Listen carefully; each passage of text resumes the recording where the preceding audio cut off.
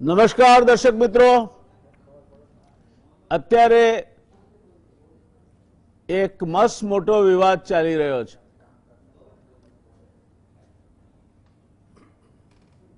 એન્જિનિયરિંગમાં પ્રવેશ માટેની પ્રવેશ પરીક્ષા જેઈ મેઇન્સ, મેડિકલમાં નીટ, આ બંને પરીક્ષાઓ લેવા માટેની તૈયારીઓ, તારીખો, ફોર્મ ભરવા, છેક હોલ ટિકિટ ડાઉનલોડ કરવા સુધીના સ્ટેજે પહોંચ્યા પછી વિવાદ ઉભો થયો છે કે અત્યારના સંયોગોમાં આ પરીક્ષાઓ લેવી યોગ્ય નથી. હવે કોઈ પણ સિક્કાની બે બાજુ હોય ત્યાં સુધી વાંધો નથી, પણ આ સિક્કાની બે બાજુમાં એક બાજુ સરકાર છે અને બીજી બાજુ વિરોધ પક્ષ છે. એ સ્વાભાવિક રીતે જ આખા મુદ્દાને પોલિટિકલ ટ્વિસ્ટ જેને કહેવાય અથવા રાજકીય રંગ લાગ્યો છે. ત્યારે પરિસ્થિતિ શું છે એના ઉપર એક નજર નાખી લઈએ ચર્ચા શરૂ કરતા પહેલા. ભારતમાં અત્યાર સુધી 33,76,000 કરતા વધુ લોકો કોરોનાથી સંક્રમિત થયા છે. 61,600 જેટલા લોકોના મૃત્યુ થયા છે. છેલ્લા 5 દિવસની ચલિત એવરેજ 75,000થી વધુ લોકોની છે. હજુ પણ નિષ્ણાતો એવું કહે છે કે રોજના 1 લાખ કેસ થાય તે દિવસો દૂર નહીં હોય.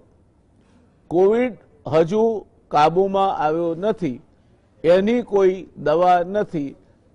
એના માટે સોશિયલ ડિસ્ટન્સિંગ, માસ્ક અને હાથ ધોવા એ પ્રાથમિક પણ ખૂબ જ અગત્યના ઉપાયો છે.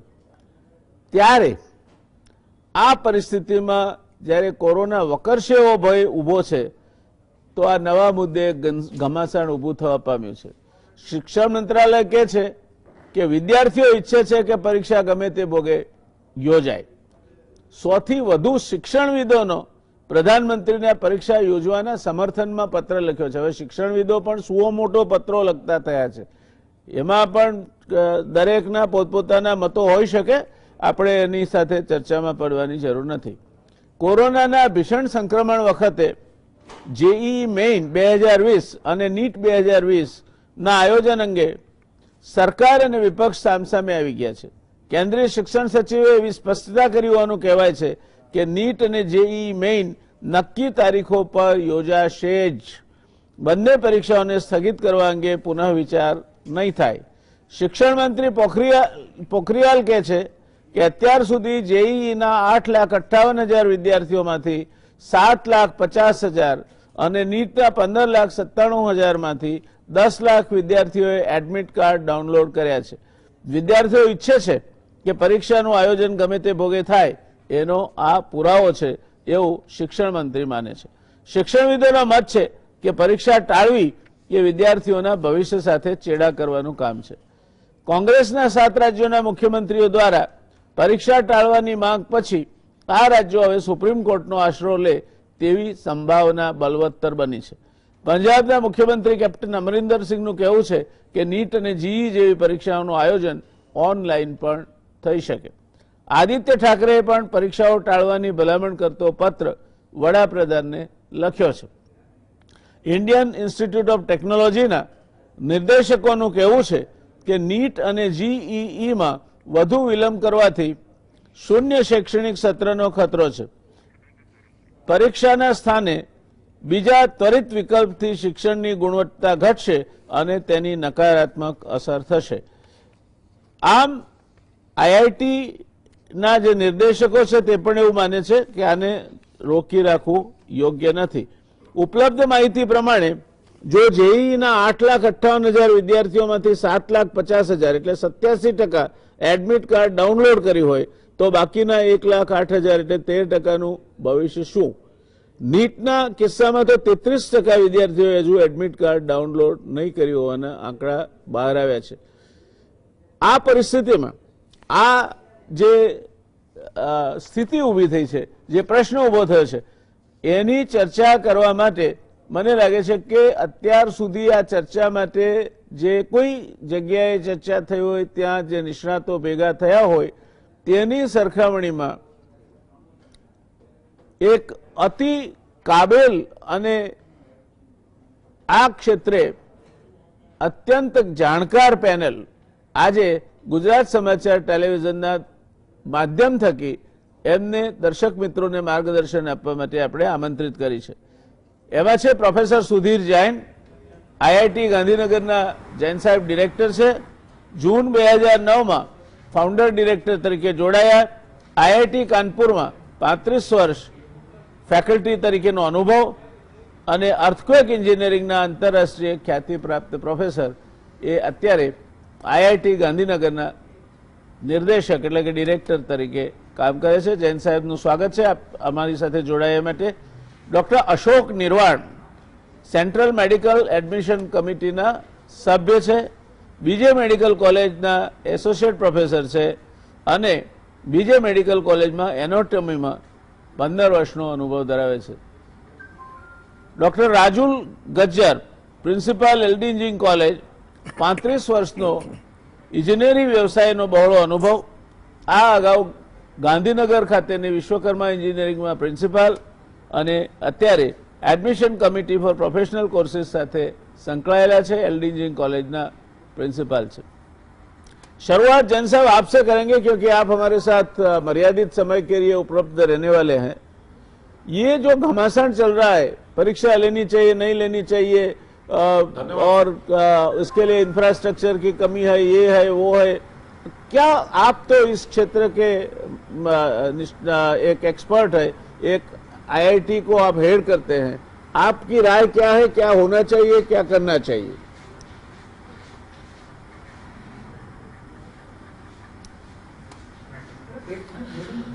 देखिए साहब, हमारा जो सोचना है वो ये है कि प्रिकॉशन 100% होनी चाहिए, नंबर 1, और उसके बाद कार्यक्रम को धीरे धीरे धीरे धीरे वापस लाना है.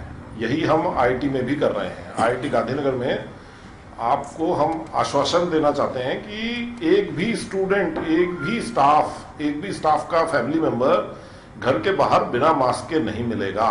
ये मेरा आश्वासन है.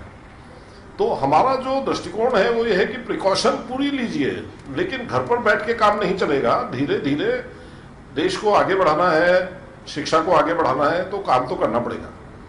तो यही बात हमारी जेई के बारे में है. प्रिकॉशन पूरी लीजिए, लेकिन इम्तहान तो लेना पड़ेगा, नहीं तो बच्चे लोगों का भविष्य का क्या होगा. अभी हम जो है ऑलरेडी कई महीना लेट हो गए हैं, और लेट करेंगे तो पूरा एक साल खत्म हो जाएगा. आईआईटी का इतिहास है पिछले 60-70 साल में, आज तक कभी हमारा सेशन लेट नहीं हुआ है. 60-70 साल में ये देश में रिकॉर्ड है आईआईटी का. हमेशा सारे हमारे इंस्टीट्यूशंस का टेन्योर टाइम से होता है. तो हमारे लिए बड़ी चिंता की विषय है, और हम सेफ्टी के साथ बिल्कुल कंप्रोमाइज करने के लिए तैयार नहीं हैं. सेफ्टी का पूरा ध्यान रखेंगे और इम्तहान लेंगे. दर्शक मित्रों, जैन साहेबे जे कह્યું તે બહુ જ તાર્કિક વાત કરી કે જે કંઈ તમારે એના માટે સેફટી, સલામતી એના પગલાં લેવા જોઈએ તે લેવા જોઈએ. પણ આપણે જો બીજા બધા કારણોસર માસ્ક પહેરીને બહાર નીકળી શકતા હોઈએ તો જે કંઈ સોશિયલ ડિસ્ટન્સિંગના નોર્મ છે, આ તો સરકાર લેવાની છે પરીક્ષા, ત્યારે એ જાળવીને પરીક્ષા લેવાય તે સામે વાંધો જો કાઢવા જઈશું તો સત્ર એટલું ઓછું થશે. આઈઆઈટીમાં જે તારીખે સત્ર શરૂ થાય એ જ દિવસે કેલેન્ડર પ્રમાણે શરૂ થાય છે, એટલે અગાઉ એના નિર્દેશકોએ કહ્યું છે કે 0 થઈ જાય તમારી ટર્મ તો છેવટે નુકસાન તો તેજસ્વી વિદ્યાર્થીઓને છે. અને એટલે જૈન સાહેબની વાત સાથે આપણે ક્યાંક ને ક્યાંક સંમત થવું પડશે. जैन साहब, आऊंगा एक छोटे से इंटरेक्शन के बाद आपके पास फिर से. बगैर मेडिकल की बात मुझे करनी है, इसलिए मैं डॉक्टर निर्वाण से बात करना चाहूँगा. डॉक्टर, आ मेडिकल एडमिशन कमिटीना जे आ लोकोए डाउनलोड कर्या छे एडमिट पास, એ 33% લોકોએ નથી કર્યા, 67% લોકોએ કર્યા છે. તો ડોક્ટર વ્યવસાયમાં જેને જવું છે એને તો આવનાર સમયમાં પણ આ પ્રકારના ભયના સામના સાથે જ કામ કરવાનું છે. તો એમાં કેમ આટલી એન્જિનિયરિંગના સ્ટુડન્ટ્સમાં માત્ર 11% નથી કર્યા, આમાં કેમ આટલી બધી ભય છે કે પછી કોઈ બીજા કારણસર નથી કરી? મારી દ્રષ્ટિએ વિદ્યાર્થીઓમાં ભય કરતાં અસમંજસ વધારે હોઈ શકે કે 2 વાર આપણી આ જે નીટ યુજીની પરીક્ષા છે એ પોસ્ટપોન થઈ ચૂકી છે. તો કદાચ નંબર ઓફ કેસીસ જોતા વિદ્યાર્થીઓના મગજમાં એવું હોય કે આ વખતે પણ એક્ઝામ પોસ્ટપોન થઈ જશે, એ કારણ વધારે હોઈ શકે. બીજી વસ્તુ જે આપે કીધી સાહેબ કે 7 રાજ્યોના જે મુખ્યમંત્રી છે ને એ લોકો સુપ્રીમ કોર્ટમાં જવાની અથવા તો એ લોકો સરકાર વિરુદ્ધ પ્રદર્શન એ રીતે કરી રહ્યા છે કે એને પોસ્ટપોન કરો. તો મોટાભાગના વિદ્યાર્થીઓ આ રાજ્યમાંથી હોઈ શકે. જો તમે સંખ્યા જુઓ તો સૌથી વધુ વિદ્યાર્થીઓ 2 લાખથી વધારે વિદ્યાર્થીઓ મહારાષ્ટ્રમાંથી નીટ યુજી માટે રજીસ્ટર્ડ થયા છે.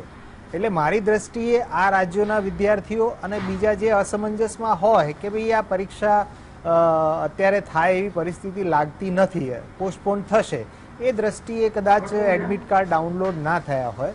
પણ અમે એડમિશન કમિટીમાં રોજ બેસીએ છીએ અને 2-3 વાલી વિદ્યાર્થીઓ જે અમારા ઓળખીતા પણ હોય છે અથવા તો જે અમને કોન્ટેક્ટ કરતા હોય છે કે ભાઈ હવે શું કરવાનું, મોટાભાગના આપણા ત્યાંના વિદ્યાર્થીઓએ એડમિટ કાર્ડ ડાઉનલોડ કરી લીધા છે અને મારી દ્રષ્ટિએ એ લોકો પણ તૈયાર છે. અને જૈન સાહેબે કીધું ને એ અને આપે કીધું એમ એ સત્ય હકીકત છે કે જો હવે આપણે પોસ્ટપોન કરીશું ને તો 0 યરમાં જઈશું. વિદ્યાર્થીઓનું આખું વર્ષ બગડે એ પ્રમાણેનો સિનેરિયો ઊભો થાય એવી પૂરેપૂરી શક્યતા છે. કારણ કે સર આપને તો મેડિકલમાં ખબર જ છે કે ભાઈ જાન્યુઆરીમાં ફાઇનલ યરની એક્ઝામ પતી જાય પછી નીટનું બી 8 મહિનામાં એણે એક્ઝામ આપવાની હોય. તો એ જોતા જો આ એક્ઝામ હવે પોસ્ટપોન થાય તો વિદ્યાર્થી ના પરીક્ષામાં બેઠો છે તેમ છતાં એનું આખું વર્ષ બગડે એ પ્રમાણેનો એક સિનેરિયો ઊભો થાય. એટલે આમ જોવા જઈએ તો જે વિદ્યાર્થીઓ અત્યારે 15 લાખ વિદ્યાર્થીઓ છે એમનો કોઈ વાંક ગુનો નથી, પણ તેમ છતાં એમણે 1 વર્ષ એમની જીવનમાં ગુમાવવું પડે છે. સરકાર તો એવા પ્રયત્ન પૂરેપૂરા કરી રહી છે કે એક્ઝામ લેવી જ પડશે. અને સામે આપ જો ગુજરાત યુનિવર્સિટીમાં જુઓ તો અત્યારે અમારા પોસ્ટ ગ્રેજ્યુએશન મેડિકલની એક્ઝામ ચાલી રહી છે. કારણ કે સામે જે MD MS કરશે એમણે સુપર સ્પેશિયાલિટીની એક્ઝામ આપવાની છે, એ પણ એક્ઝામ ડિક્લેર થઈ ગઈ છે. તો શિડ્યુલ પ્રમાણે અત્યારે જો એક્ઝામ થઈ જશે તો એ વિદ્યાર્થીઓનું વધારે નુકસાન થશે નહીં. મારી દ્રષ્ટિએ 2 મહિનાથી 3 મહિનાથી વધારે કોઈ નુકસાન થશે નહીં, જે આપણે કવરઅપ કરી શકીશું MCIના સાથે સંદર્ભમાં. પરંતુ હવે જો લેટ થાય, ધારો કે જૂન 26મી જૂને એક્ઝામ હતી એને આપણે સપ્ટેમ્બરમાં લાયા, સપ્ટેમ્બરથી હવે જો ડિસેમ્બરમાં લઈ જઈએ તો રિઝલ્ટ જાન્યુઆરીમાં આવશે, જાન્યુઆરીમાં રિઝલ્ટ આવશે તો પ્રવેશ જ માર્ચ સુધીમાં થશે. કારણ કે આપણને ખબર છે કે મેરિટ બનાવવું, પછી એડમિશન પ્રક્રિયા કરવી, 2 રાઉન્ડ કમ્પલસરી કરવાના હોય ઓનલાઈન, એ બધું જોતા છેક માર્ચમાં એમની પ્રવેશ પ્રક્રિયા શક્ય બને. તો વિદ્યાર્થીનું આખું વર્ષ બગડે એવી પરિસ્થિતિ ઊભી થાય એવું લાગી રહ્યું છે. તો મારી દ્રષ્ટિએ તો 13મી સપ્ટેમ્બરે જો પરીક્ષા થઈ જાય અને NTA ડિક્લેર કરી દીધું છે કે સપ્ટેમ્બર એન્ડમાં એ લોકો રિઝલ્ટ આપવા માટે તૈયાર છે. એનો અર્થ કે એ લોકો પણ એટલા જ પ્રયત્નશીલ છે કે વિદ્યાર્થીઓનું વર્ષ ના બગડે. દરેક માતા પિતા અથવા તો વિદ્યાર્થી પોતે પણ એવું ઈચ્છતો હોય કે ભાઈ વર્ષ ના બગડવું જોઈએ મારું. તો એ દ્રષ્ટિએ સરકારના કે NTAના જે પણ પ્રયત્નો છે એ પ્રશંસા કરવા જેવા છે બિલકુલ.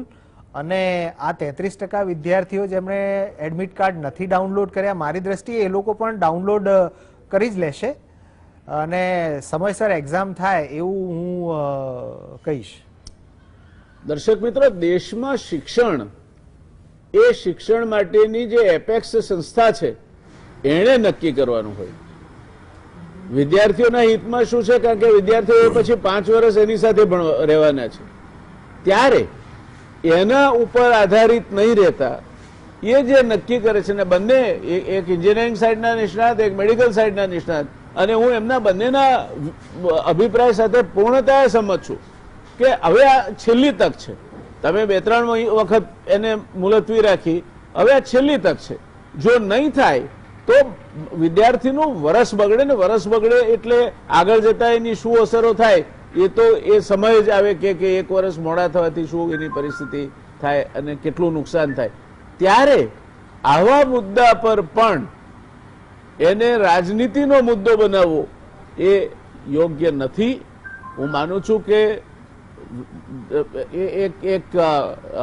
એકબીજા સાથે ચર્ચાની પ્રક્રિયા થવી જોઈએ અને સરકારે પણ વિપક્ષના નેતાશ્રીને બોલાવી અને આ મુદ્દો એમના સમક્ષ સ્પષ્ટતાપૂર્વક મૂકી અને એમને પણ સહકાર આપવા કહેવું જોઈએ. આ મુદ્દા પર અસમંજસ ઊભી કરવાનું અને વિદ્યાર્થીઓને હજુય ક્યાંક ને ક્યાંક આશાના દોરે લટકતા રાખવા કે પાછી પોસ્ટપોન થશે, પાછી પોસ્ટપોન થશે, પાછી પોસ્ટપોન થશે, એમાં ખરેખર વિદ્યાર્થી ડિપ્રેશનમાં આવી જાય, ટેન્શનમાં આવી જાય, એના મા બાપ ટેન્શનમાં આવી જાય. આ અત્યારની પરિસ્થિતિમાં થઈ રહ્યું છે કારણ કે બંને બ્રાન્ચ એવી છે કે જેમાં કેરિયર માટે બ્રાઇટેસ્ટ જે વિદ્યાર્થીઓ હોય તે આવે છે. આ संयोगों जैन साहब एक बात ये लोग करते हैं कि ऑनलाइन परीक्षा क्यों नहीं ले सकते. अगर आप ऑनलाइन ले लेते तो ये तकलीफ ही नहीं है, अपने अपने घर से ये डाउनलोड करके जो भी एग्जाम देनी है दे सकते थे. क्या राय है आपकी उसमें?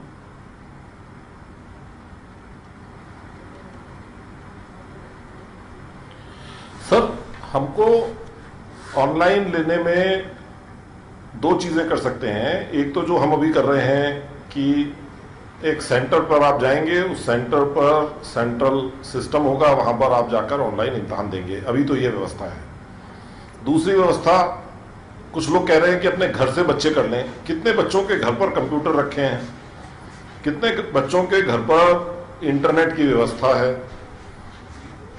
क्या ये परीक्षा सिर्फ शहरी बच्चों के लिए है, अमीर बच्चों के लिए है? मुझे ऐसा लगता है कि ऐसा नहीं है. तो हमको इसलिए इसको सेंटर्स में करना पड़ेगा और सब बच्चे वहां आएंगे. सबको बिल्कुल बराबर की अपॉर्चुनिटी मिलनी चाहिए ताकि सबको बिल्कुल एक सी कंडीशन में वो इम्तिहान दे सकें. किसी के घर में प्राइवेसी है, किसी के घर में प्राइवेसी नहीं है, किसी के घर में बेहतर कंप्यूटर है, बेहतर इंटरनेट है, किसी के घर पर नहीं है, तो फिर तो ये बराबरी का कंपटीशन नहीं होगा. तो मेरा ख्याल है कि वो वाली व्यवस्था तो संभव नहीं है हमारे देश में. क्या मेरा ख्याल है कि बड़े बड़े डेवलप्ड कंट्रीज में भी मैंने जो मुझे पता चला है कि अमीर देश अमेरिका जैसे देशों में भी बच्चों को ये तकलीफ आती है कि सबके घरों में बराबर व्यवस्था नहीं है. सहमत हूं मैं आपके साथ, क्योंकि 15 लाख ये और करीब 10 लाख वो 25 लाख बच्चों के लिए वाइड स्प्रेड और डिस्पर्सल देखते हुए ऑनलाइन परीक्षा लेना मुश्किल है और करीब करीब असंभव है. वैसा कहे हम तो वो ज्यादा सत्य के नजदीक होगा. अगर इस परीक्षा पद्धति में कोई और भी सेफ्टी डालना जरूरी है. तो जी, आप कुछ कह रहे थे.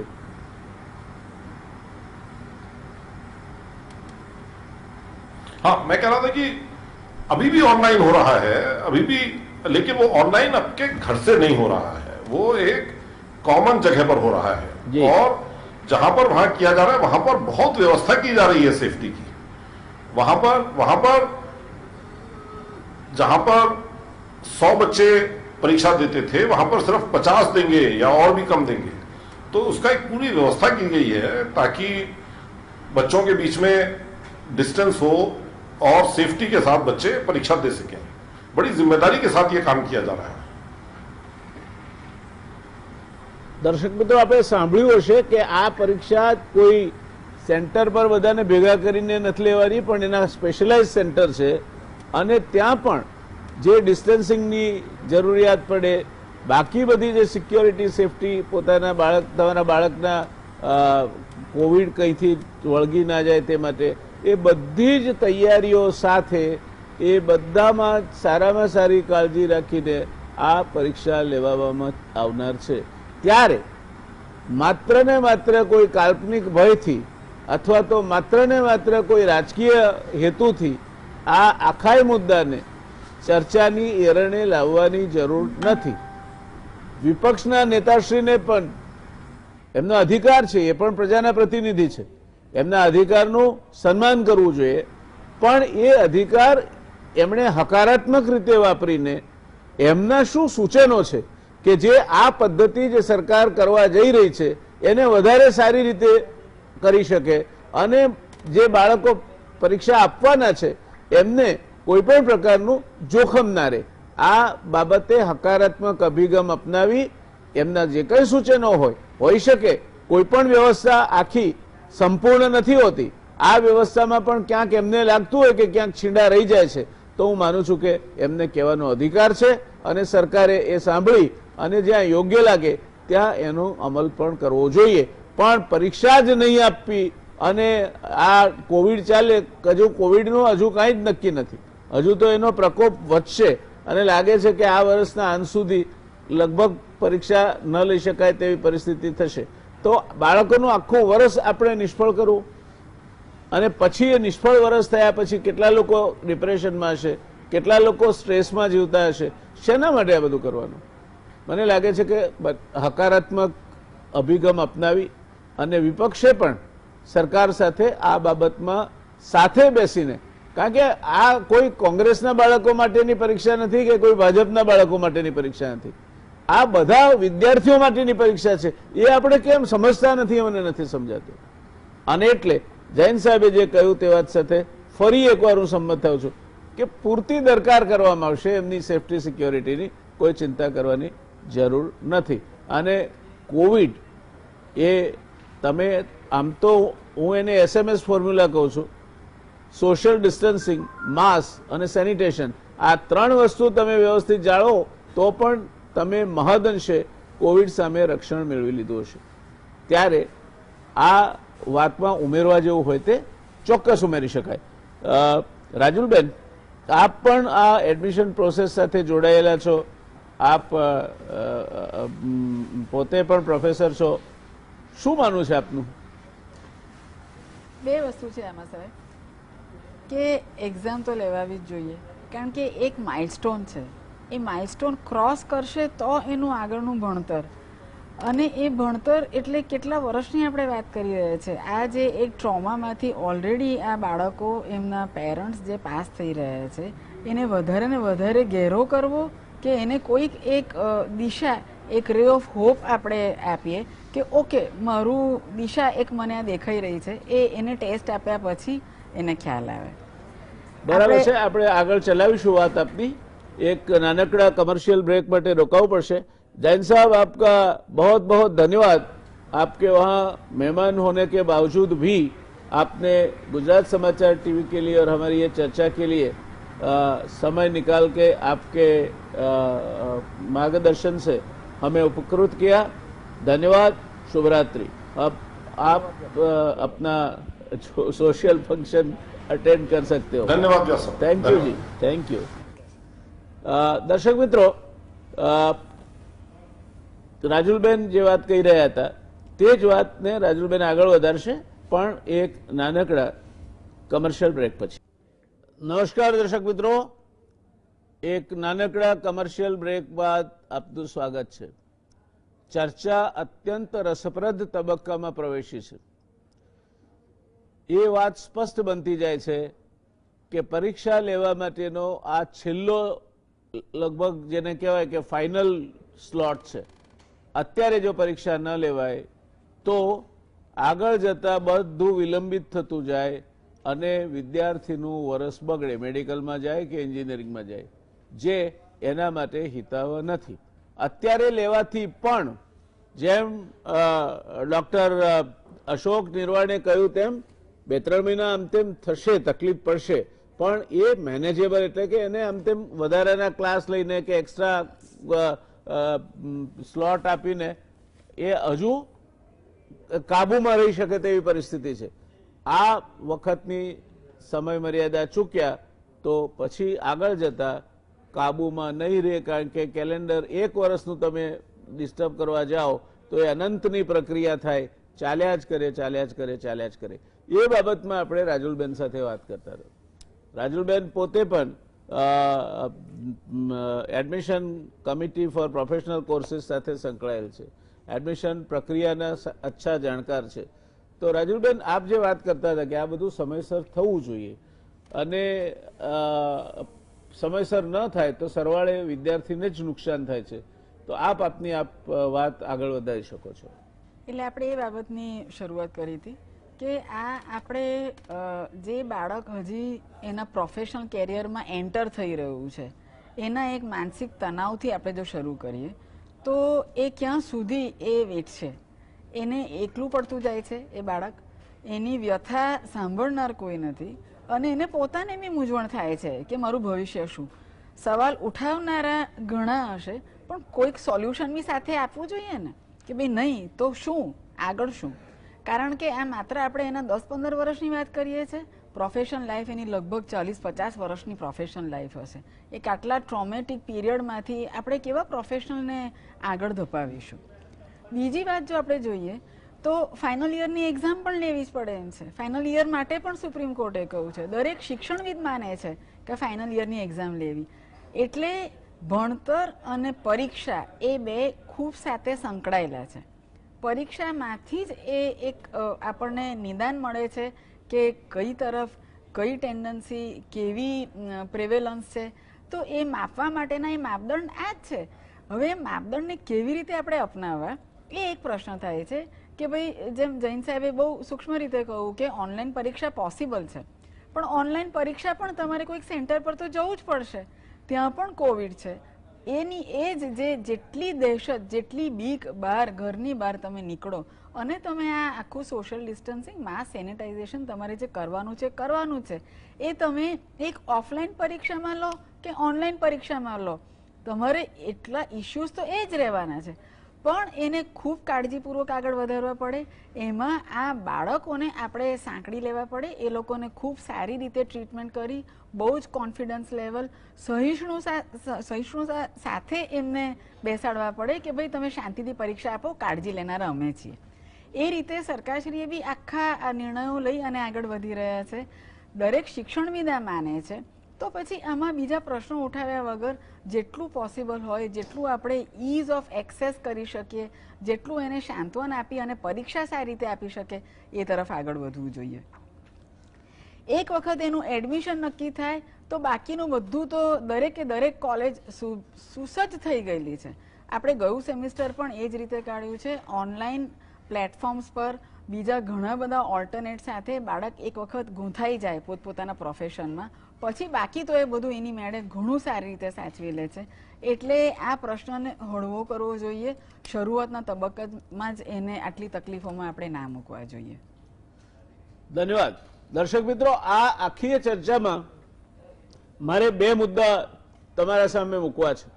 તમારા ઘરમાં પણ બાળક હોય, તમારા ઘરમાં પણ બાળકને આ મેડિકલ કે એન્જિનિયરિંગમાં મોકલવા માટે તમે 10મા ધોરણથી રાતોના ઉજાગરા બેઠ્યા હોય, એની સાથે જાગ્યા હોય, એને ચા બનાવી આપી હોય, નાસ્તો બનાવી આપ્યો હોય, એને ટીવી એ વખતે માળીએ ચડાવી દીધું હોય, ઘરમાં કોઈ ગેસ્ટ આવે તો નોટ અલાઉડ, બાકીનું બધું બંધ થઈ ગયું હોય, તમે પિક્ચરો જોવા ના જાઓ, બહાર ના જાઓ. આ બધું વેઠ્યા પછી એક મોટી બદલાવની પ્રક્રિયા તરફ તમારું બાળક જઈ રહ્યું છે અને એ બદલાવની પ્રક્રિયા, કોઈ પણ બદલાવની પ્રક્રિયા એના પોતાના ટેન્શન્સ અથવા એના પોતાના તણાવો સર્જે છે. એટલે એ એક તણાવની પ્રક્રિયામાંથી અત્યારે પસાર થઈ રહ્યું છે. જેમ તમે પસાર થઈ રહ્યા છો તમારા બાળકના ભવિષ્ય માટે, એમ બાળક પણ તણાવની પ્રક્રિયામાંથી પસાર થઈ રહ્યું છે. અને દર્શક મિત્રો, ગુજરાત તો સમૃદ્ધ રાજ્ય છે, પણ આ રાજ્યમાં 50% ડિપ્રેશન એટલે કે હતાશાના કેસ 14 વર્ષથી નીચેના વય જૂથમાં છે અને 75% ડિપ્રેશનના કેસ 25 વર્ષથી નીચેના વય જૂથમાં છે. એટલે તમે એક એવા સંવેદનશીલ વય જૂથ સાથે કામ કરી રહ્યા છો કે જેમાં એના પોતાના પ્રશ્નો છે, એના પોતાના વ્યક્તિત્વમાં બદલાવ આવતા હોય છે, હોર્મોનલ ચેન્જીસ આવતા હોય છે, પોતાના કેટલાક વિચારો ના સ્વીકારાય તે સમયે બદલાવ આવતા હોય છે. એ પરિસ્થિતિમાં જ્યારે ક્રાઇમ રિસર્ચ બ્યુરોના આંકડા પ્રમાણે આ દેશમાં દર 40 સેકન્ડે એક યુવાન આપઘાત કરે છે દર 55 સેકન્ડે એક કિસાન આપઘાત કરે છે, ત્યારે એક એવી ફ્રેગાઇલ કોમ્યુનિટી સાથે, એક એવી પેલું કાચ હોય ને, આપણે ઘણીવાર કઈ કાચની વસ્તુ તમે કોઈ પાર્સલમાં આવે તમારા ત્યાં તો જોયું હશે, ઉપર એક કઈ દોરેલું હોય ચિત્ર અને લખ્યું હોય ફ્રેગાઇલ ગ્લાસ હેન્ડલ વિથ કેર. આ ફ્રેગાઇલ મટીરિયલ સાથે આપણે અત્યારે ડીલ કરી રહ્યા છીએ ને એટલા માટે આ વસ્તુ અગત્યની બની જાય છે કે આવા વિવાદો ન ઊભા થવા જોઈએ. ઉલટાનું બધાનું વર્તન એવું હોવું જોઈએ કે આ બાળકોને શાતા થાય કે ચિંતા નહીં, તમે કોવિડની ચિંતા નહીં કરતા, કશું જ નહીં થાય. આ સમય કોન્ફિડન્સ બિલ્ડિંગ માટેનો છે, આ સમય વિવાદો ઊભા કરીને વ્યથાઓ ઊભા કરવા માટેનો નથી. અને એ વાતની આગળ ચર્ચા માટે હું ડોક્ટર અશોકભાઈ પાસે જઈશ કે આ પરિસ્થિતિ, આપ તો આની સાથે જોડાયેલા છો અને પ્રોફેસર પણ છો, એટલે ભણાવો પણ છો અને સેન્ટ્રલ મેડિકલ એડમિશન કમિટી સાથે પણ જોડાયેલા છો. શું મંતવ્ય છે આપનું? આમાં શું થવું જોઈએ, શું આઈડિયલ સોલ્યુશન શું નીકળે? એક કન્ફ્રન્ટેશન ઊભું થયું છે. Let me face you with a situation that there is a confrontation. There is a confrontation, right or wrong. આપણે we are not here to sit on the judgment. પણ હકીકત છે કે કન્ફ્રન્ટેશન ઊભું થયું છે, તો આમાંથી શું ઉપાય નીકળે તો કમસે કમ બાળકોના ભવિષ્યને, બાળકોની એની જે માનસિક સ્થિતિ છે, એની સંવેદનાઓ છે, એને કોઈ વાંધો ના આવે. કોવિડની મારી દ્રષ્ટિએ કોઈ ચિંતા કરવાની જરૂર નથી. એના માટે હું આપને કહીશ કે હાલમાં જ ગુજરાત યુનિવર્સિટી દ્વારા પીજી મેડિકલની પરીક્ષાઓ સુખરૂપે લેવામાં આવી છે. થિયરી અને પ્રેક્ટિકલ બંને પરીક્ષાઓ આપણે દરેક કોલેજમાં, જે પરીક્ષાઓ યુનિવર્સિટીના ભવનમાં થતી હતી, ધારો કે કોઈ વસ્તુ હું એક રૂમમાં 100 વિદ્યાર્થીઓ એક રૂમમાં બેસાડાતા હોય તો હવે સરકારે એવી વ્યવસ્થા કરી છે કે 100 વિદ્યાર્થીઓને આપણે 3 રૂમમાં બેસાડીશું કે 4 રૂમમાં બેસાડીશું. આપણી જોડે ઇનફ સ્પેસ છે સોશિયલ ડિસ્ટન્સિંગ માટે. એનટીએ દ્વારા સેન્ટર્સ પણ વધારવામાં આવ્યા છે અને કોવિડ પ્રિવેન્ટ કરવા માટે ઓનલાઈન કરતા ઓફલાઈન એ બેસ્ટ સોલ્યુશન છે. કારણ કે જ્યારે ઓનલાઈન પરીક્ષા લેવી હોય તો તમારે કોઈક સેન્ટર ઉપર જવું પડે, ત્યાં કોમ્પ્યુટર, ઇન્ટરનેટ અને બાકી બધી સુવિધાઓ હોવી જોઈએ. એવા સેન્ટર્સ આપણા ત્યાં હજી પણ પૂરતા પ્રમાણમાં નથી. એની સામે આપ જોશો કે કોલેજ કે સ્કૂલ જ્યાં આપણે નીટની પરીક્ષા ઓફલાઈન લઈ શકીએ એવી વ્યવસ્થા આપણી જોડે પૂરતા પ્રમાણમાં છે. એટલે કોવિડની અત્યારે વિદ્યાર્થીઓએ કોઈ ચિંતા કરવાની જરૂર નથી. મારી દ્રષ્ટિએ 13મી સપ્ટેમ્બરે તમારી પરીક્ષા છે, એના પ્રત્યે ધ્યાન આપો અને એનટીએ દ્વારા જે પણ ગાઈડલાઈન ઇસ્યુ કરવામાં આવી છે એ ગાઈડલાઈનમાં ને ધ્યાનથી વાંચો અને એના પ્રત્યે સજાગ રહો. જેમ આપણે એરપોર્ટ પર જઈએ છીએ અને પેલું પાવર બેંક બેગમાં મૂકી દેવાની કે બેગમાં નહીં મૂકવાની, એ બધું જ ધ્યાન રાખીએ છીએ. તો એવી જ ઇન્સ્ટ્રક્શન એનટીએ દ્વારા દરેક વિદ્યાર્થીઓ માટે ઇસ્યુ કરવામાં આવી છે કે તમે આ વસ્તુ લઈ જઈ શકશો, આ વસ્તુ નહીં લઈ જઈ શકો, રાઈટ? તો એ બધી જ ઇન્સ્ટ્રક્શન ધ્યાનથી વાંચો અને એનું પૂરેપૂરું પાલન કરો, જેથી કરીને જે વ્યક્તિ, જે સુપરવાઇઝર કે જે સ્ટાફ તમારા માટે તમારી પરીક્ષા સુખરૂપે થાય એના માટે સેન્ટર પર ઊભો છે એ તમને વધારે ડિસ્ટર્બ નહીં કરે. જો તમે એ સૂચનાઓનું પાલન નહીં કર્યું હોય તો તમારા માટે તકલીફ થશે. એ સુપરવાઇઝર તમને એમ કહેશે કે હવે તમે 5 મિનિટ આમ સાઈડમાં ઊભા રહો. એટલે એ 5 મિનિટ કેવી હોય પરીક્ષાની પહેલાની કે આપણું સ્ટ્રેસ વધી જાય. એટલે વિદ્યાર્થીઓને એક જ વસ્તુ કહેવાની છે કે પૂરતા પ્રમાણમાં આપણી જોડે સ્પેસ છે, સોશિયલ ડિસ્ટન્સિંગનું પૂરેપૂરું ધ્યાન રાખવામાં આવશે. જે મેથોડોલોજી, જે ઇન્સ્ટ્રક્શન્સ અને જે વ્યવસ્થા એનટીએ દ્વારા કરવામાં આવી છે એને જોતા સરકારની જે ગાઈડલાઈન કોવિડ માટે ઇસ્યુ કરવામાં આવી છે એનું પૂરેપૂરું પાલન થઈ રહ્યું છે. અને સામે બીજી વસ્તુ હું કહીશ કે 3 તારીખથી ગુજરાત યુનિવર્સિટીની પણ બીજી પરીક્ષાઓ શરૂ થઈ રહી છે. એટલે આપ એવું ના માનશો કે આપ એકલા જ પરીક્ષા આપી રહ્યા છો. હા, બલ્ક વધારે છે કારણ કે આખા દેશમાં એક સાથે પરીક્ષા થવાની છે. તો સોશિયલ ડિસ્ટન્સિંગ અને સાહેબે કીધું એ એસએમએસ બહુ સરસ ટૂંકાણમાં કીધું સાહેબે. એ એસએમએસ મગજમાં નાખી લો કે ભાઈ સોશિયલ ડિસ્ટન્સિંગ રાખીશું, માસ્ક પહેરીશું અને સેનિટાઈઝર હાથમાં રાખીશું અથવા તો એનો ઉપયોગ કરીશું અથવા તો હાથ ધોઈશું, બરોબર છે. એટલા પ્રિકોશન્સ લેવાથી 3 કલાકમાં તમે તમારી પરીક્ષા પૂરી કરી શકશો. જે તમે આખું વર્ષ, હવે તો આખું વર્ષ કહેવાય એવું બી નથી કારણ કે પૂરું 1.5 વર્ષ થવા આવ્યું છે, એટલે અડધું વર્ષ તો જતું રહ્યું છે. તો 1.5 વર્ષથી તમે એ પરીક્ષાની રાહ જોઈને બેઠા છો. અલ્ટિમેટલી મને એવું યાદ છે કે અત્યારે નીટ માટે લોકો આખું વર્ષની 2-2 વર્ષ સુધી તૈયારીઓ કરે છે, ક્લાસીસ એટેન્ડ કરે છે. માતા પિતા એમના ઘણા બધા પરેશાન, હેરાન કે તૈયાર થતા હોય છે એના માટે. 2 વર્ષ સુધી ક્યાંય બહાર જવું નથી, આપણે કોઈને આવવા નથી દેતા. સાહેબે કીધું એમ કોઈ વિદેશ પ્રવાસ કે કોઈ લોકલ પ્રવાસ પણ નહીં કરવાનો. તો એ બધી સિચ્યુએશનમાંથી 1.5 વર્ષથી તમે પસાર થઈ રહ્યા છો અને આ સૌથી બેસ્ટ ટાઈમ છે. જો આ એક્ઝામ પતી જાય તો તમારું વર્ષ બગડશે નહીં. બાકી કોઈ પણ જાતનું ટેન્શન કર્યા વગર મારી દ્રષ્ટિએ દરેક વિદ્યાર્થી ફક્ત એક્ઝામ પ્રત્યે ધ્યાન આપે એ જ વધારે અગત્યનું છે. ધન્યવાદ. દર્શક મિત્રો, જે વાલીઓ છે એમને મારે કહેવું છે કે કોવિડથી ચોક્કસ કાળજી રાખવી જોઈએ. એ એક હજુ સુધી જેની કોઈ દવા ન હોય, નિશ્ચિત દવા, એ પ્રકારનો રોગ છે. અને એમાં પણ જેને ડાયાબિટીસ કે હૃદય રોગ કે કેન્સર કે એવી કોઈ કોમોર્બિડિટી હોય તેના માટે એ વધુ ઘાતક બની શકે છે. આ બધું હોવા છતાં એનો મૃત્યુ દર એ 2% જેટલો છે અને 2% કરતાં પણ ઘણો ઓછો હોવો જોઈએ, પણ આપણા ત્યાં પૂરતા ટેસ્ટ આપણે નથી થતા, એટલે ઘણાને થઈને મટી જતો હશે, આપણને એની સંખ્યા ખ્યાલ નથી આવતી.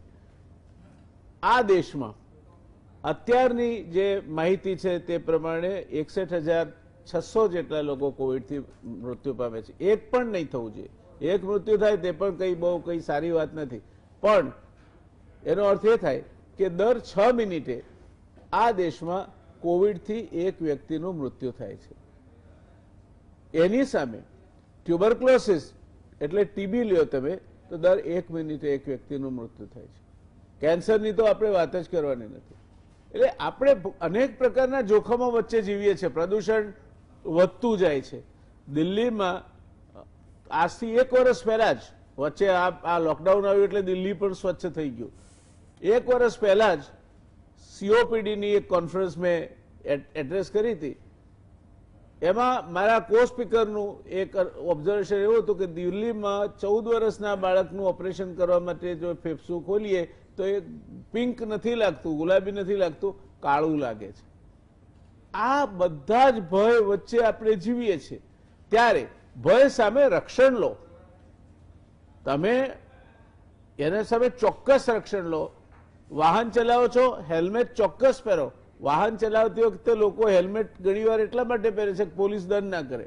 માસ્ક ચોક્કસ બાંધો કે જેથી તમે એને તમારી પોતાની સલામતી જાળવી શકો.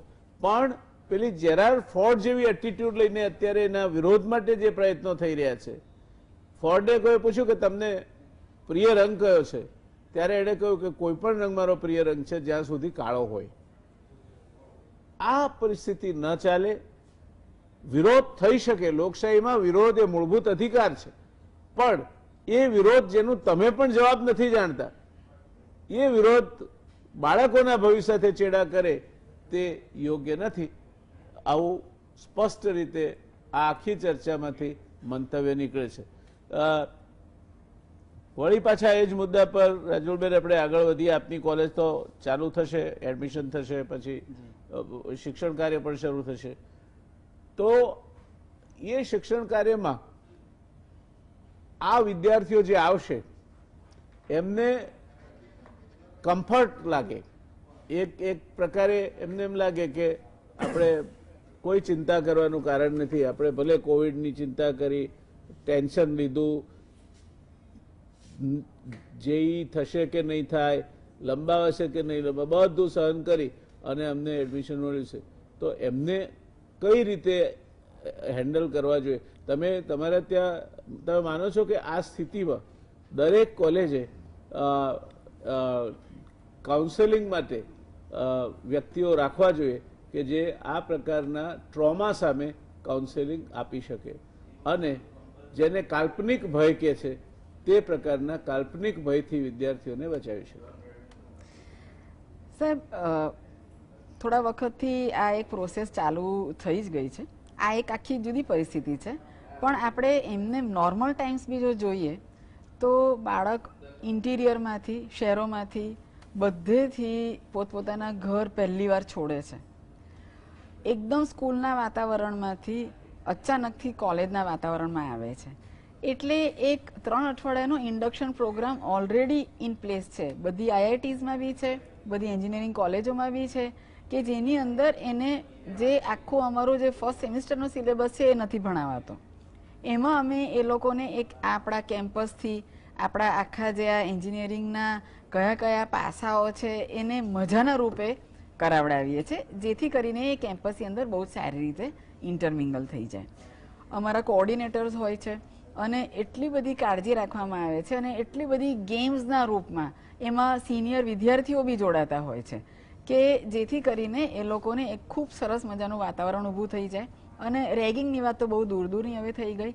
આને લીધે કેમ્પસમાં આવનાર બાળકને એટલી બધી સારી ટ્રીટમેન્ટ મળે છે અને એ ભળી જાય છે. આ પરિસ્થિતિની અંદર આ જ માળખું જે છે એને આપણે આ કોવિડને થોડુંક અનુરૂપ થઈ અને એને સ્વીકારવાનું રહે, કારણ કે બધું જ ઓનલાઈન થઈ ગયું છે અત્યારે. ટુ ધી એક્સટેન્ટ કે આજે જ અમે એક સર્વેયું બી કાઢ્યું કે ઓનલાઈન ટીચિંગ થયું, ઓનલાઈન અમે વર્ચ્યુઅલ લેબ્સ પણ ચલાવી, પણ અમારા પ્લેસમેન્ટ પણ એટલા જ સારી રીતે ઓનલાઈન થયા છે. ઇન્ડસ્ટ્રી અને કંપનીઓ પણ એટલી જ આગળ આવી અને આખું ને આખું પોતાનું માળખું એ લોકો બદલી અને they are doing a very good job કે એ લોકોને આમાં પણ મદદ કરે છે, જેથી કરીને બાળકનું ભવિષ્ય કોઈ જાતનું અટકે નહીં કે એને એક દુવિધા ના રહે કે હવે ફાઇનલ યરનું બાળક છે. જે ટ્રોમા મેં એન્ટ્રન્સની કહી એનાથી કદાચ વધારે ટ્રોમેટિક આ ફાઇનલ યરના બાળકની હતી. મારી પરીક્ષા થશે પછી બહાર શું, આગળ શું, ઇન્ડસ્ટ્રી મને લેશે, ઇન્ડસ્ટ્રી ચાલુ છે, બંધ છે, ક્યાં જઈશ, ફર્ધર સ્ટડીઝનું શું. એટલે એ બધા પ્રશ્નો તો બહુ મોટા પ્રશ્નો છે, એના લાઈફ ટાઈમના પ્રશ્નો છે. એને માટે પણ ઘણું સારી રીતે આયોજન થઈ રહ્યું છે, ઇન્ડસ્ટ્રી પણ આવી રહી છે, કાઉન્સેલિંગ થઈ રહ્યું છે. અમારા ઇન્ટરનેશનલ એલ્યુમની બધા આમાં જોડાઈ અને એ લોકોને ખૂબ સારી રીતે ગાઈડન્સ આપી રહ્યા છે. આ જ ટેકનિક અને આ જ મોડાલિટી આપણે આ જે બાળકો એન્ટર થવાના છે એ લોકોને આપણે આ સુવિધાઓ આપીશું. બીજો એક આમાં એક એડ કરીશ કે જે આપણે વાલીઓને કહ્યું અને જે નિર્વાણ સાહેબે બાળકોને પણ એક સંદેશ આપ્યો. મારું તો કહેવું છે કે બાળકે તો અત્યારે માત્ર એની પરીક્ષા પર ફોકસ કરવું, ખૂબ સારી રીતે પરીક્ષા આપી, બાકીની બધી જવાબદારી શિક્ષણવિદોની, બાકીની બધી જવાબદારી સેન્ટરોની. આપણે છે જ, આપણા જ બાળકો છે, આપણે ઊભા રહીશું એ લોકોને સારી રીતે આ પરીક્ષામાં ક્લિયર કરાવવા માટે. એટલે કોઈ જ ચિંતાનું આમાં કારણ નથી. એકવાર કોલેજમાં એન્ટર થઈ જાય એની પણ સુવિધાઓ છે અને ખૂબ સારી રીતે ઓનલાઈન પ્લેટફોર્મ બહુ જ સારી રીતે ટ્રાન્ઝિશનમાં આવી ગયા છે. શરૂઆતમાં થોડીક તકલીફ થઈ કે આ કેવી રીતે થશે. બાળકોએ મોબાઈલ પર ચડ્યા. અમારા ઘણા એલ્યુમનીને અમે પછી કર્યું કે ભાઈ ઘણી જગ્યાએ બહુ જ ઇન્ટિરિયરમાં બાળક છે, એની પાસે ડેટા લેવાની કદાચ એને અગવડતા હોય. ગવર્મેન્ટની સ્કોલરશિપ્સ ઘણી બધી છે, બધી જ ઓનલાઈન મળે છે. તો એલ્યુમનીએ ભેગા થઈ અને એ લોકોને ડેટા પેક અપાવ્યા, જેથી કરીને એટલે એટલા સુંદર આયોજનો ને એટલું બધું પબ્લિક એજ્યુકેશનિસ્ટ બધા ભેગા મળીને કરી રહ્યા છે કે જેની આપણે we can't start listing them, there is no end to it. એટલે ખૂબ સારી પ્રથાઓ છે. આપે કહ્યું એમ આપણું રાજ્ય બહુ જ મોડલ સ્ટેટ છે અને ખૂબ સારી રીતે હેન્ડલ કરી રહ્યું છે. Thank you. દર્શક મિત્રો, એક વસ્તુ ખ્યાલમાં રાખજો, જીવનના દરેક ક્ષેત્રમાં કોઈ પણ પ્રશ્ન એ એકલો જન્મતો નથી. A problem is always born with a twin brother call solution. એટલે એક પ્રશ્ન થાય છે એનો સામે ઉકેલ પણ એ સાથે જ નક્કી થઈ ગયો હોય છે અને એ ઉકેલ સપાટી પર આવે છે. કદાચ એમાં થોડો વાર લાગે, બની શકે નવી પ્રક્રિયા છે એટલે તમને એનાથી પરિચિત થતા થોડો સમય લાગી શકે, પણ એ આવે છે. આજનું જીવન એટલું બદલાયું છે. એક ગૃહિણીને જુઓ તમે, વોશિંગ મશીન ચલાવે છે, અવન ચલાવે છે, ગેસના ઉપકરણો ચલાવે છે, નેટ સર્ફિંગ કરે છે, ટેલિવિઝન ચલાવે છે, પોતાના સ્માર્ટફોનથી અનેક પ્રકારની એપનો ઉપયોગ કરે છે, પોતાના બાળકને સ્કૂલે મૂકી આવે છે, લઈ આવે છે. કેટલી બધી ટેકનોલોજી એક ગૃહિણીને વાપરવી પડે છે. જો ના હોય એની પાસે આવડત તો એ સાવ પાંગળી થઈ જાય. એટલે પ્રશ્નો બદલાવની સાથે થવાના છે. નિર્મળભાઈ, મારે આપને એક થોડો જુદો પ્રશ્ન પૂછવો છે કે આ 100 શિક્ષણવિદોએ એક પત્ર લખ્યો. હવે આ બુદ્ધિશાળી માણસોનું ગ્રુપ છે. હું કોઈ ટ્રેડ યુનિયન વાળા માણસો ભેગા થઈને આવું કંઈક કરે તો માન્ય છે, પણ આ કક્ષાના માણસો એક ઘેટાની મનોવૃત્તિથી પ્રેરાઈને આ રીતે ભેગા થઈને આખી વાતને એક જુદા રસ્તે ચડાવી દે કે અમે એક ગ્રુપ છીએ. હું માનું છું ત્યાં સુધી ઇન્ટેલેક્ચ્યુઅલ્સનું કોઈ ગ્રુપ ન હોવું જોઈએ. ઇન્ટેલેક્ચ્યુઅલ્સ એ પોતાનો અભિપ્રાય નિર્ભીકપણે વ્યક્ત કરી શકે અને વ્યક્તિગત અભિપ્રાયની કિંમત હોય, એના કોઈ ટોળા ન હોય. તો આ 100 શિક્ષણવિદોને આ ક્યાં જરૂર નથી કરવાની? કેમ એ લોકો શેના માટે કૂદી પડે? ને એમ કરીને એમણે શિક્ષણવિદો તરીકેનું એમનું ગૌરવ ઘટાડ્યું છે એવું આપ માનો છો? બિલકુલ એવું હું માનું છું. પણ સાહેબ, આપે કીધું એમ કે જેમ ગૃહિણી ઘણી બધી ટેકનોલોજી, ઘણા બધા કાર્યો એક સાથે કરે છે, તો અત્યારે ટેકનોલોજીના જમાનામાં એટલા બધા સોશિયલ મીડિયા પ્લેટફોર્મ આવી ગયા છે કે એક વ્યક્તિ કંઈ કહેતો હોય તો એની સાથે ગ્રુપ ઊભું થઈ જાય છે. આમાં પણ કદાચ એવું જ હોઈ શકે કે એક શિક્ષણવિદ એવું કહે કે ના લેવાવી જોઈએ અને 90 જણા એવું કહેતા હોય કે લેવાવી જોઈએ. બધા અંતે ચર્ચા કરીને સોશિયલ મીડિયામાં કન્ક્લુઝન એવું કાઢે કે ચલો ના લેવાવી જોઈએ, એ બાજુ પ્રયત્ન કરીએ એમ. તો આમનો જે શિક્ષણવિદો છે એમનો એ જે અભિગમ છે એ મારી દ્રષ્ટિએ તો બિલકુલ નકારાત્મક અભિગમ કહેવાય. એક શિક્ષક અથવા તો આપ જાણો છો કે ગુરુ, એનું કામ શું છે? તો એના વિદ્યાર્થીઓને એક સાચું માર્ગદર્શન આપવાનું, સાચા રસ્તે એને લઈ જવાનું અને એને ભવિષ્ય માટે તૈયાર કરવાનું, એ એની જવાબદારીમાં આવે છે. બરોબર? અને he is a role model for role model દરેક વિદ્યાર્થી માટે એનો શિક્ષક, એનો ગુરુ એ રોલ મોડેલ હોવો જોઈએ, અથવા તો હોય પણ છે. પણ આ જે શિક્ષણવિદો છે એમની શું વિચારધારા છે એ કયું સમજાતી નથી. કેમ એ લોકો એ પ્રયાસમાં છે કે નીટ ના થવી જોઈએ, કે JEE ના થવી જોઈએ. મારી દ્રષ્ટિએ વિદ્યાર્થી માટે સૌથી હિતાવહ સમય આ જ છે નીટ થવા માટે. બરોબર છે? અને દરેક વિદ્યાર્થીએ નિર્ભયપણે નીટની પરીક્ષા આપવી જોઈએ, એવો મારો મત છે. દર્શક મિત્રો, લગભગ આપણે ચર્ચાના અંત તરફ જઈ રહ્યા છીએ. આ આખા પ્રશ્નમાં આમ જોઈએ તો કોઈ પ્રશ્ન જ નથી. પરીક્ષા લેનારે પરીક્ષા લેવાની છે, આપનારે પરીક્ષા આપવાની છે. પણ આજકાલ કોઈ પણ પ્રવૃત્તિને સોશિયલ એક્ટિવિસ્ટ તરીકે કૂદી પડવાનું, કાં તો વાલી મંડળ તરીકે ગ્રુપ કરીને ઊભા થઈ જવાનું, કાં તો બીજી હશે, એમના પ્રશ્નો હશે, વ્યાજબી હશે, એમના અસ્તિત્વ માટે પણ કદાચ જરૂરી હશે. પણ જે કન્સર્ન ઓથોરિટી છે, શિક્ષણ વિભાગ છે, એના સચિવથી માંડીને બાકીના બધા આ ક્ષેત્રના નિષ્ણાતો છે, એમને જરૂર લાગશે તો બહારથી પણ બીજા નિષ્ણાતોની સલાહ લેવા માટેનો એમની પાસે ક્ષમતા છે. ત્યારે આપણે દરેક વસ્તુને ટોળાશાહીમાં પરિવર્તિત કરી નાખીએ અને એના પરિણામે ભોગ જેમનો લેવાય એ બાળકોનો લેવાય, જેને કઈ લેવા દેવા નથી. એને હજુ તો દુનિયાના દરવાજા જોવાના છે, પોતાના સપના જે એને જોયા છે એ સપના સાકાર કરવાના છે. એ સ્થિતિમાં એને મદદરૂપ થવાના બદલે તમે એને કાઉન્સેલિંગ કરો કે ભાઈ તું આટલી આટલી કાળજી રાખજે અને કંઈ જ થવાનું નથી, તું પરીક્ષા આપ અને નિર્ભીક પડે પરીક્ષા આપીને તારું ભણવાનું ચાલુ થાય એટલે તારું વર્ષ શરૂ થઈ જાય. બાળકને એ રીતે સલાહ આપવી જોઈએ. એના બદલે આ એક મુદ્દાની વાત નથી. અહીંયા તો હું સ્પષ્ટપણે માનું છું કે રાજકીય મુદ્દે આ બાબતનો વિરોધ કરવો એ લોકશાહી અધિકાર હોઈ શકે, એ માન્ય રાખી શકાય. પણ સામા પક્ષે એ અધિકારનો વિવેકપૂર્વક ઉપયોગ કરવો, સત્તા એ જવાબદારી છે, અધિકાર એ જવાબદારી છે, વિરોધ પક્ષના નેતાનું સ્થાન એ પણ જવાબદારી છે. એમને સાંભળવા જોઈએ, એ સત્તાધારી પક્ષની જવાબદારી છે. પણ આ અધિકારમાં ક્યાંક વિવેક ખોવાયો છે એવું લાગે છે. અને એનું પરિણામ એ આવ્યું છે કે નિર્દોષ વિદ્યાર્થી જેને આની સાથે કઈ લેવા દેવા નથી, એટલે ગુજરાતીમાં એક કહેવત છે કે પાડા પાડા લડે ને ઝાડનો ખો નીકળે.